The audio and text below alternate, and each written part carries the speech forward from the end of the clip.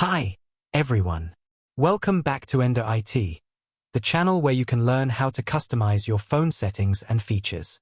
In this video, I'll guide you step by step on how to change WhatsApp's time display from the 24-hour format to the 12-hour format, making it much simpler to read and understand your message timestamps without confusion. To do this, we need to open the Settings app. Scroll down and look for the option labeled System or General Management. Tap on it to access the system settings. In the System Settings menu, you'll find various options related to your phone system. Locate and tap on the option that says Date and Time.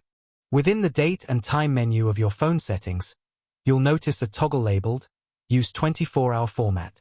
By switching this toggle off, your device will switch to a 12-hour clock format. This change also affects apps like WhatsApp, ensuring the time display is consistent. Congratulations! You've just made the switch to the 12-hour clock on WhatsApp. Got any questions? Let me know in the comments below. That's it for this video. We hope you found it helpful. Don't forget to like and subscribe to our channel for more useful videos like this.